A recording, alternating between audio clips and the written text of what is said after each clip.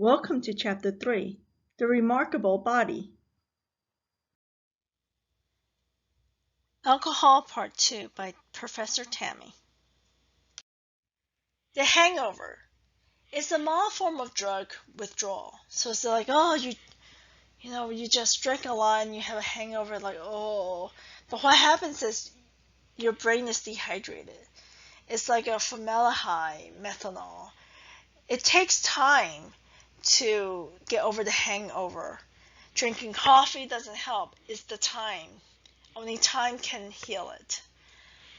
Alcohol's long-term effect on the body. Effects in pregnancy, effects in the heart and brain. Cancer, even moderate consumption increases risk. So that kind of counteracts saying, oh, it's okay to have moderate consumption. So it sounds more like maybe don't have all the time, too. Long-term effects on alcohol abuse, too, especially if you're always drinking alcohol, especially every day, a lot of alcohol. Alcohol's effect on nutrition causes disturbances in nutrition. How is that? It could also be like if you are drinking alcohol, are you eating your fruits and vegetables? Maybe you're having chips and burgers and pizza instead. These are all discrepancy of calories because remember, alcohol also gives calories. 1 gram of alcohol equals 7 calories. So the fattening power of alcohol is a beer belly. It's like you have a little belly around, your tummy area. So there's also effects on vitamins like malnutrition, Wernicke Korsakoff syndrome, and folate. And a lot of times it's more because you're not eating the right stuff. Alcohol use during pregnancy can lead to lifelong effects, so it can really affect the child for a very long time, or even forever. So up to 1 in 20 U.S. school children may have FASD. So that's about 5% of U.S. school children. FASD means fetal alcohol spectrum disorders. So people with FASDs can experience a mix of the following problems, like physical issues, which is very easy to detect, much more easy than behavioral intellectual disabilities. So physical issues, the child may be born with low birth weight or growth. There could be problems with the heart, kidneys, or other organs. There could be damage to parts of the brain, which can lead to behavior and intellectual disabilities, which is a little more hard to detect because the child may have learning disabilities and a low IQ, may be hyperactive, have difficulty with attention, poor ability to communicate in social situations, poor reasoning and judgment skills. This can lead to lifelong issues with school and social skills, living independently, mental health, substance use, keeping a job, and trouble with the law. And I bet some of you with children are wondering, behavior intellectual disabilities, is it because of alcohol?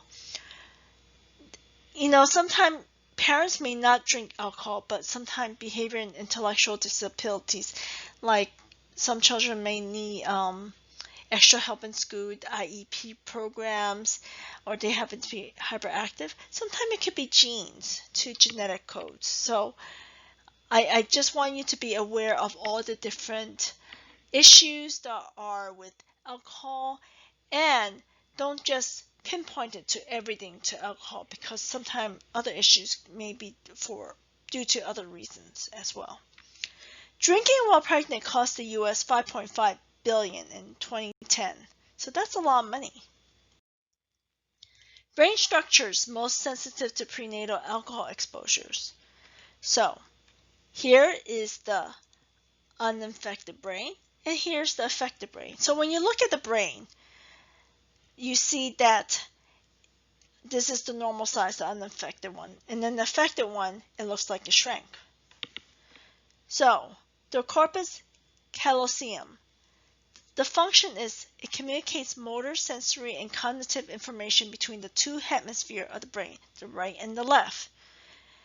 When you deal with prenatal alcohol exposure, problems can occur like storing and retrieving information, problem solving, attention, and verbal memory.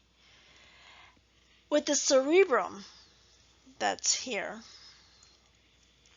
processes input from other areas of the brain to coordinate motor and cognitive skills, like the way you think, too.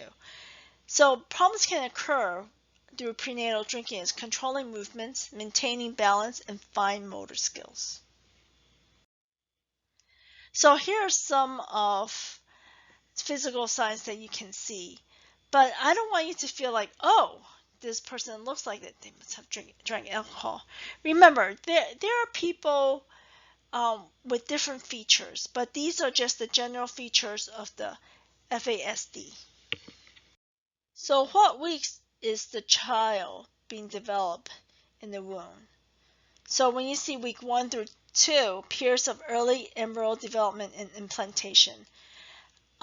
This first trimester, these 12 weeks, are really important because that's when the embryo is developing the quickest. The heart is being developed, the eyes, the heart, the limbs, the teeth, the ear, the palate, and then and also the brain. So these are very sensitive times too, so it's really important to take care of yourself.